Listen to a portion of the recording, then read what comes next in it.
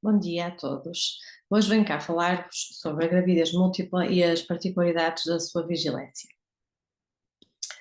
A prevalência da gravidez múltipla aumentou cerca de 76% entre 1980 e 2009, tendo estabilizado posteriormente graças às políticas que limitam o número de embriões a transferir. Cerca de 70% das gravidezes múltiplas são dizigóticas e 30% monozigóticas, isto quando falamos de gestações espontâneas. A prevalência das gravidezes dizigóticas tem vindo a variar entre as diferentes populações, enquanto que a prevalência das gestações monozigóticas é mais estável, sendo que o fator que faz com que varie mais é o recurso a técnicas de reprodução medicamente assistida. São fatores de risco para a gravidez múltipla, então o recurso a técnicas de procriação medicamente assistida e o recurso a estas técnicas é responsável por cerca de 1/3 das gestações gemelares. Falamos sobretudo das gestações dizigóticas, no entanto sabemos que as gestações monozigóticas podem também estar aumentadas nestas gestações em que há necessidade de recorrer à procriação medicamente assistida. A idade materna avançada é responsável pelo outro terço das gestações múltiplas. É verdade que mulheres mais velhas mais frequentemente recorrem a técnicas de procriação medicamente assistida, no entanto, a idade materna avançada é um fator de risco independente para a gravidez múltipla e isto parece estar associado à FSH, que é mais elevada. Alguma variação geográfica, há alguns locais no mundo em que os gêmeos são mais prevalentes que noutros, por exemplo, na Nigéria há uma prevalência maior em comparação com a Europa e os Estados Unidos e é maior também em relação, por exemplo, ao Japão, onde a sua prevalência é menor. O aumento da paridade condiciona também um aumento do risco. A história familiar, que é uma variável sobre a qual há sempre muita curiosidade, os casais perguntam sempre portanto, se componente genética é importante. Parece haver alguma componente genética no risco da gravidez múltipla e essa componente genética manifesta-se na mulher, mas pode ser herdada de ambos os progenitores. Portanto, no casal interessa-nos sobretudo os antecedentes familiares da mulher. Mulheres mais altas e obesas têm um risco maior de gravidez múltipla e também alguns tipos de dieta, por exemplo, dietas ricas em ácido fólico, também parecem associar-se a um risco maior de gravidez múltipla. Falando agora dos riscos da gravidez múltipla, sabemos que a gravidez múltipla se encontra associada a quase todas as complicações obstétricas, com exceção da gravidez pós-termo e da macrosomia fetal. Na gravidez múltipla existe um aumento de risco de morte fetal em cerca de 5 vezes e neonatal em cerca de 7 vezes. O risco da prematuridade é também maior, cerca de 6 vezes, e se estivermos a falar de uma prematuridade antes das 32 semanas de gestação, este risco aumenta 13 vezes. Há também um risco aumentado de morbilidade neonatal. Quando falamos especificamente das complicações fetais, todos os gêmeos têm um risco maior de serem afetados por uma restrição de crescimento fetal seletiva, por anomalias congénitas ou então por parto pré-termo. Existem também complicações fetais que são específicas dos gêmeos monocoriónicos, portanto, relacionadas com a cronicidade. E essas são a síndrome fetal-fetal, a sequência de anemia policitemia, os gêmeos acárdicos, as complicações decorrentes do entrelaçamento dos cordões e os gêmeos siameses. Existem outras complicações que, não sendo específicas dos gêmeos monocoriónicos, obrigam-nos a uma orientação diferente, específica, por causa da cronicidade, como por exemplo a restrição de crescimento fetal seletiva, a morte de um dos fetos ou então a presença de anomalias congénitas discordantes. As complicações maternas também são quase todas elas mais frequentes nas gravidezes múltiplas e neste caso, portanto, nas complicações maternas a cronicidade não parece ter impacto e a orientação parece não diferir muito da gestação unifetal. Então, como é que nós orientamos estas gestações? vamos fazer uma avaliação ecográfica, estas grávidas, e é muito importante tratarmos a gravidez. A datação da gravidez é então feita por ecografia nas gestações espontâneas, em que nós usamos o crânio caudal do feto maior, quando temos um crânio caudal entre 45 e 84 milímetros. Se tivermos um crânio caudal acima de 84 milímetros, usamos o primo cefálico do feto maior. No entanto, se estivermos perante uma gestação por técnicas de reprodução medicamente assistida, devemos usar a data de colheita de ovócitos ou então a data de transferência de embriões. Muito importante também é a determinação da cronicidade. É a cronicidade que vai determinar o risco da gravidez e vai permitir estabelecer um plano e adequar a vigilância. A altura ideal para se determinar a cronicidade é entre as 11 e as 14 semanas e devemos usar o sinal T ou o sinal lambda. Portanto, o sinal T aparece-nos nas gravidezes monocoriónicas em que vemos duas camadas de amnio e, portanto, o sinal T corresponde à espessura na inserção da membrana amniótica na placenta. Enquanto que no sinal, nos bicoriónicos, temos o sinal lambda, portanto uma espessura maior na inserção da membrana amniótica na placenta, porque corresponde a duas camadas de amnio e duas camadas de córnea. No entanto, nem sempre conseguimos determinar a cronicidade até às 14 semanas. Podemos ver estas grávidas mais tarde, na gravidez, e quando as vemos depois das 14 semanas, temos que recorrer a outras características, como por exemplo a espessura e o número de camadas da membrana, se conseguimos determinar, o número de placentas. No entanto, não nos podemos esquecer que algumas placentas monocoriónicas podem ser elevadas e muitas placentas bicoriónicas encontram-se fundidas, portanto o número de placentas não é absolutamente determinante para a cronicidade. O sexo fetal, se os fetos forem de sexos diferentes, temos então a cronicidade determinada. Devemos usar a via transabdominal, se não conseguirmos pela via transabdominal, devemos recorrer à via transvaginal. Se mesmo assim ficarmos com dúvidas e se tivermos essa possibilidade, devemos recorrer a uma segunda opinião e, na dúvida, se não for possível esclarecer, devemos orientar como se tratasse de uma gravidez monocoriónica, pois são aquelas que têm um risco maior e que têm uma orientação mais frequente. Muito importante também é a determinação da amnionicidade e aqui é importante termos presente de que a amnionicidade só pode ser determinada ou só deve ser determinada depois das 10 semanas. Portanto, diagnosticamos uma gravidez monoamniótica quando percebemos que os fetos partilham o saco amniótico, portanto não encontramos a membrana amniótica.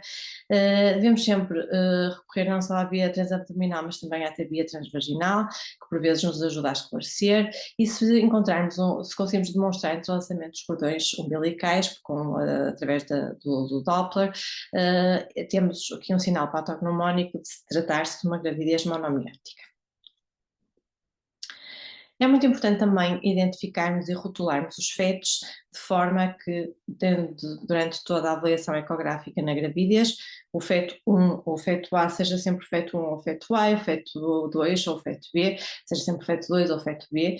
Portanto, como é que nós nos vamos identificar? Temos que atribuir-lhes o maior número de características que conseguirmos, de forma a que seja claro para qualquer pessoa que vá fazer a ecografia naquela grávida, perceber qual é que é um e qual é que é o outro.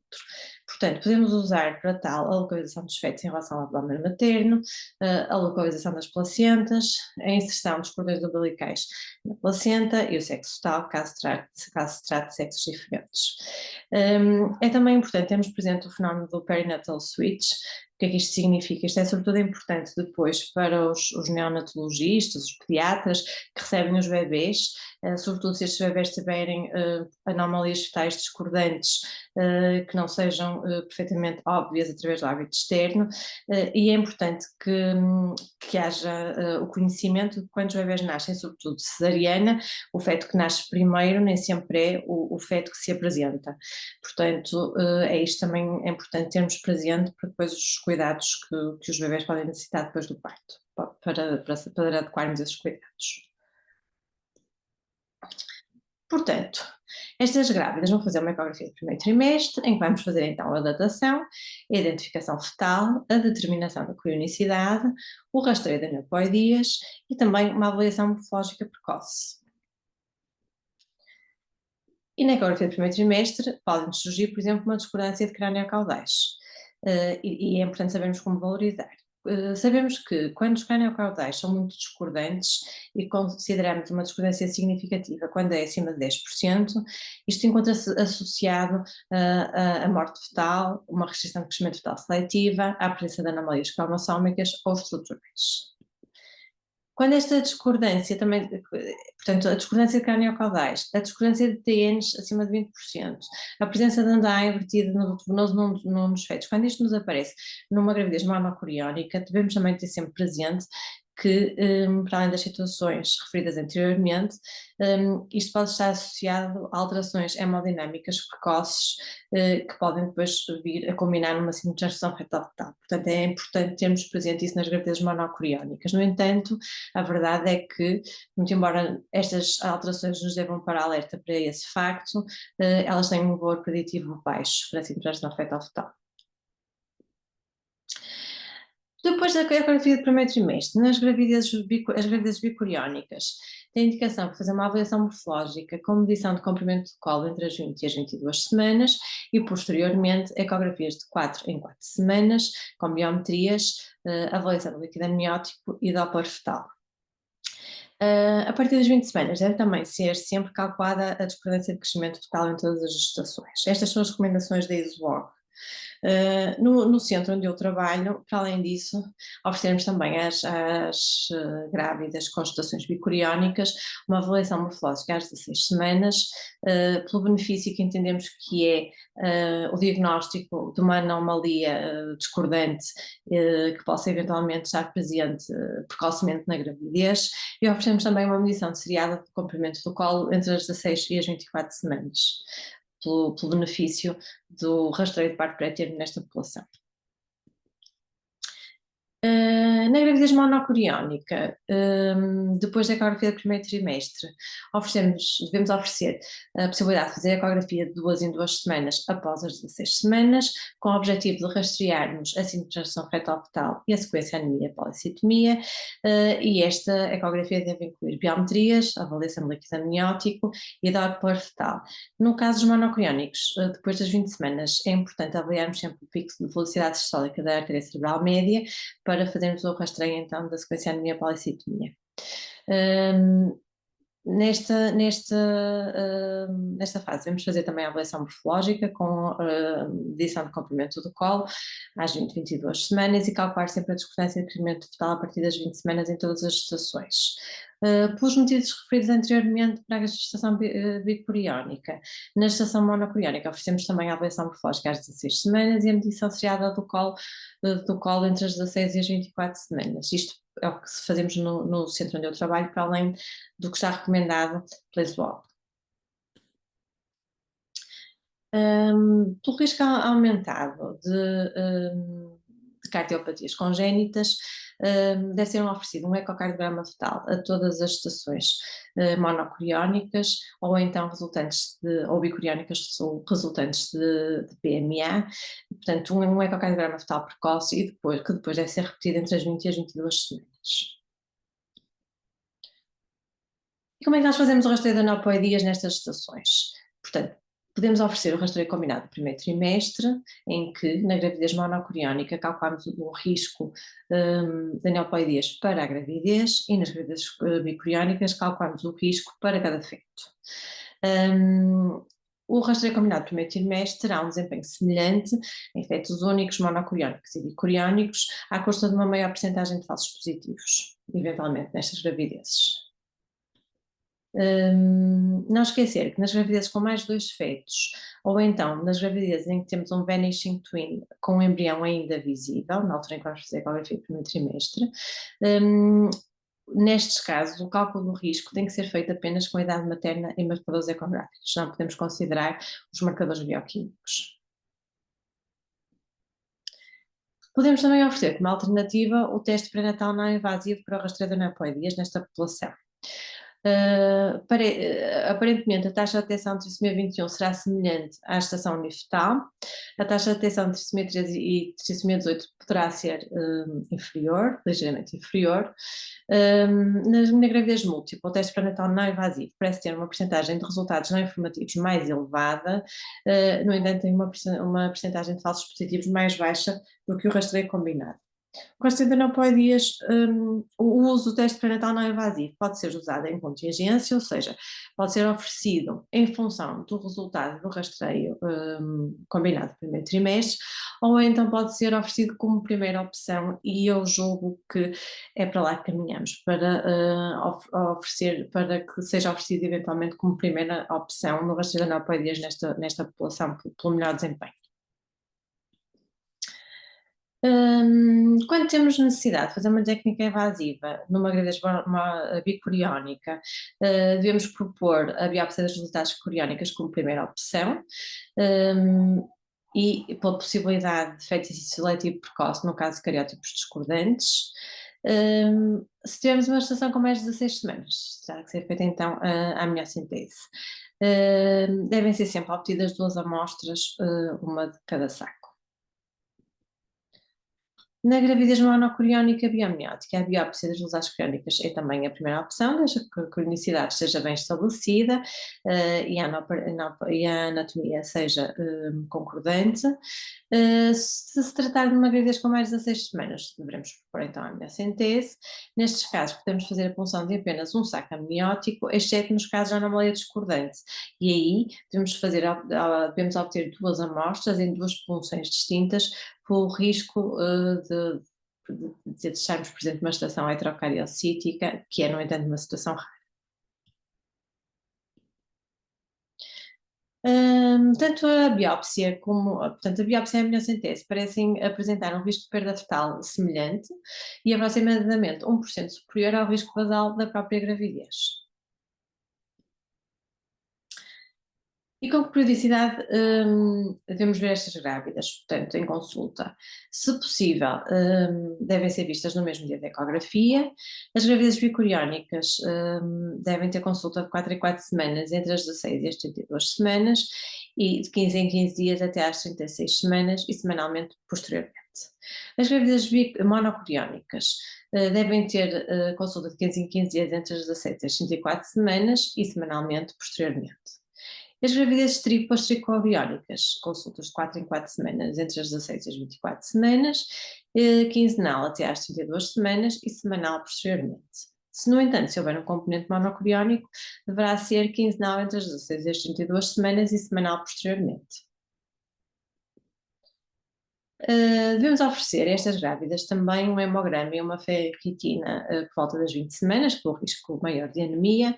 Devemos antecipar um bocadinho o estudo analítico do terceiro trimestre, devemos fazê-lo entre as 33 e 32 semanas, ou então, se estivermos perante uma gravidez tripla, às 28 semanas, e devemos incluir, nestes casos, um perfil hepático com rácio proteína creatinina na urina, pelo risco maior de doença hipertensiva que estas gravidezes têm.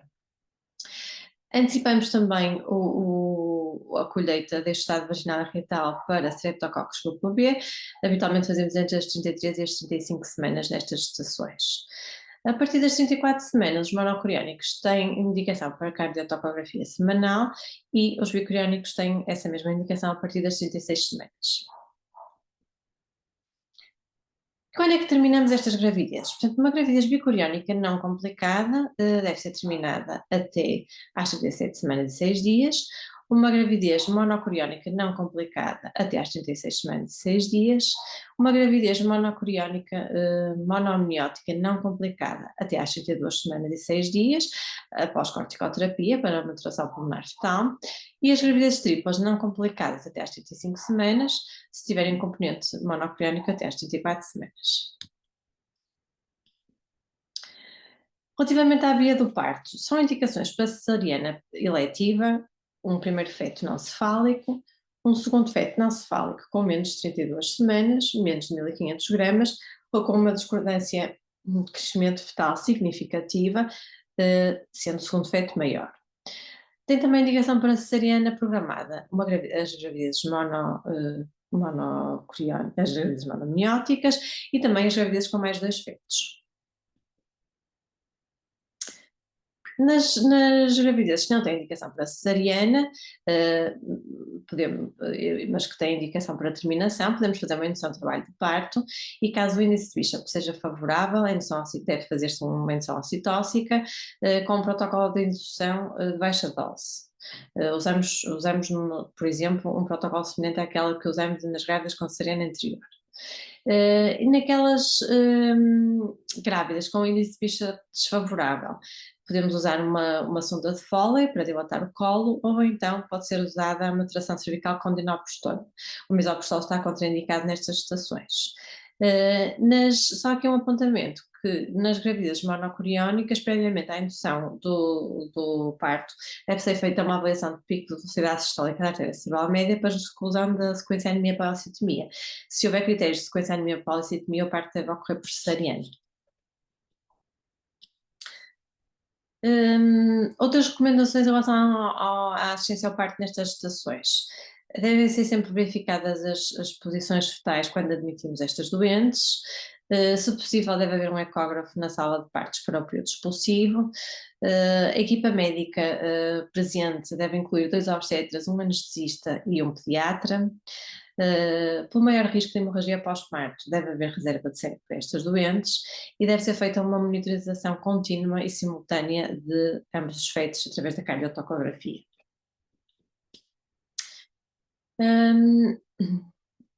Estes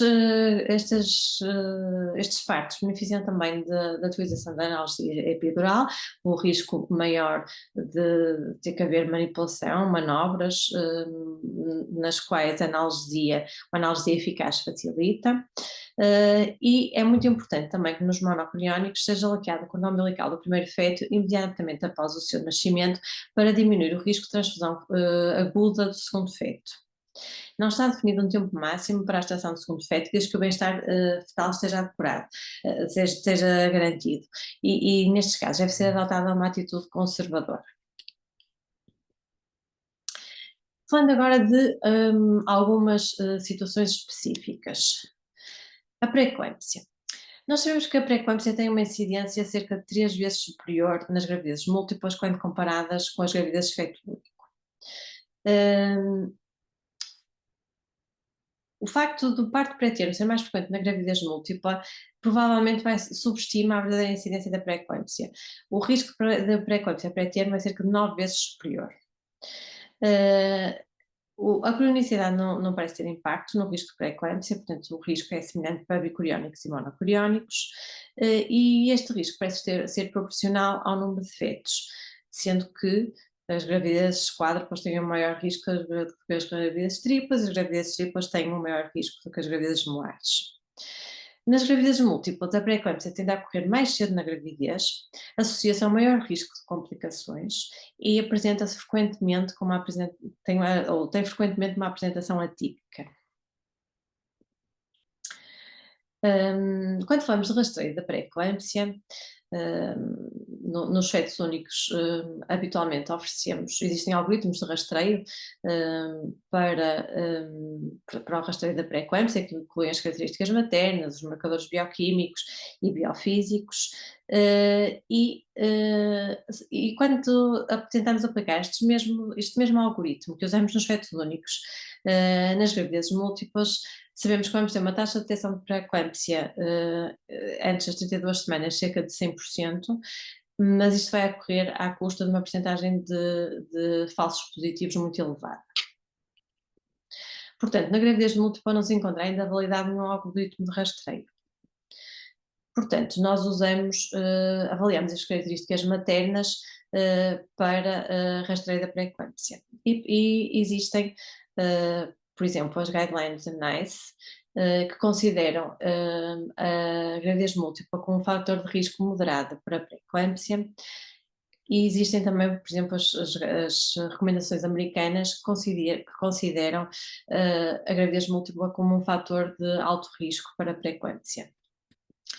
Portanto, nós no meu centro assumimos então e seguimos as recomendações americanas, consideramos a pré-eclâmpsia, a gravidez múltipla como um fator de alto risco para pré-eclâmpsia e então a estas grávidas oferecemos a prevenção e a prevenção é feita com o ácido acetil salicílico, 150 mg ao deitar, entre as 12 semanas e as 36 semanas. Portanto, todas as gestações múltiplas são dedicadas desta forma no centro de trabalho. Relativamente agora ao parto pré-termo, portanto, sabemos que o parto pré-termo, quer seja o parto pré-termo espontâneo, quer seja o parto pré-termo iatrogénico, é a principal complicação da gravidez múltipla. Cerca de 60% dos gêmeos vão nascer antes das 37 semanas e cerca de 12% antes das 32 semanas.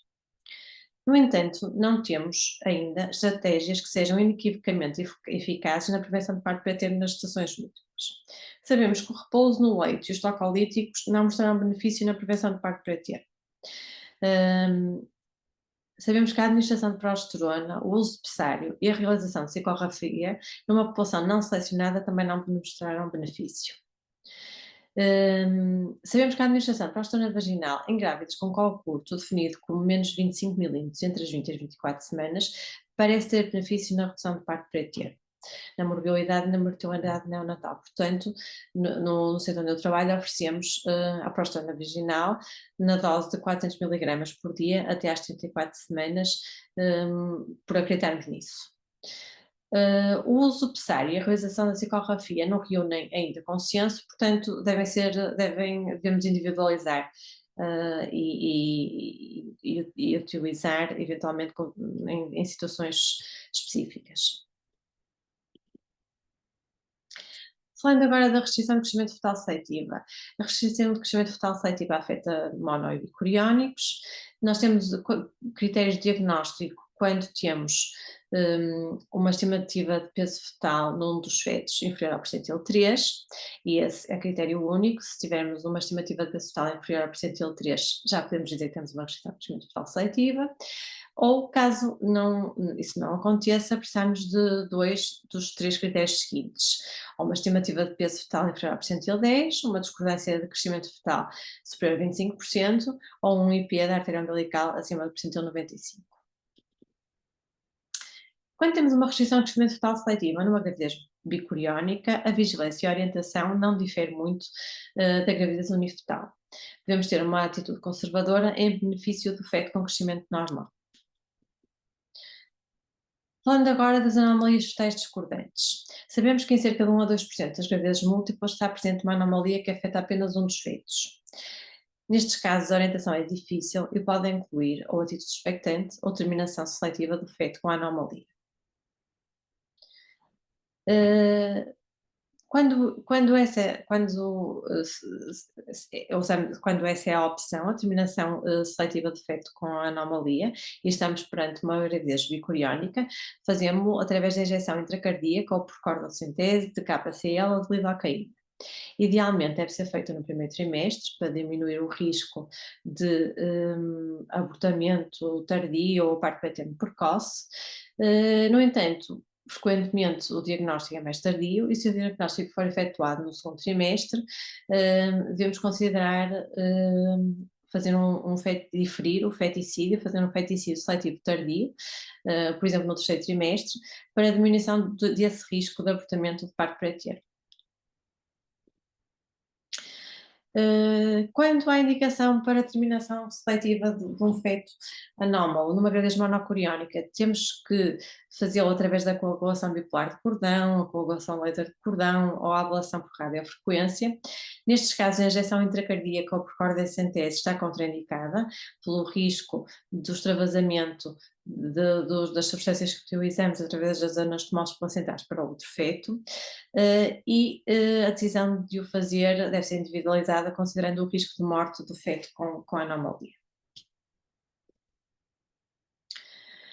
E quando estamos perante uma situação em que temos a morte de um dos fetos, se isso acontecer numa gravidez bicoriónica, o risco maior é o risco de parto pré-termo, que ronda os 54%. No entanto, se isso acontecer numa gravidez monocoriónica, para além do risco de parto pré-termo, na sequência da morte de um dos fetos, temos também um risco significativo de morte do outro feto, ou então de morbilidade neurológica no feto sobrevivente, muito significativo. Sabemos também que o parto imediato não melhora esse desfecho. Quando estamos perante uma gravidez com mais de 2 fetos, sabemos que a redução fetal nas gestações triplas se associa a uma diminuição do risco de perda fetal, parto pré-termo, baixo peso ao nascimento, pré-eclâmpsia, morte neonatal, parto por cesariana, para valores semelhantes aos das gestações gemelares. Portanto, nas gestações com mais de 2 fetos deve ser abordada a possibilidade de redução fetal e quando é considerada, a redução fetal deve ser feita entre as 11 e as 13 semanas. Portanto, a gravidez múltipla é uma área que está, sobre a qual há sempre muita investigação a decorrer e há muitas perguntas que ainda não têm uma resposta conclusiva. Que há uns anos, quando eu preparei uma apresentação semelhante a esta encontrei isto num artigo publicado, uma lista de questões que permaneciam por responder relativamente à gravidez múltipla. Portanto, este artigo é de 2019 e agora em 2024 não diferem muito. Continua a haver muitas questões na gravidez múltipla que ainda não têm uma resposta conclusiva. Portanto, é uma área que justifica muita investigação ainda. Portanto, termino agora a minha apresentação. Muito obrigada.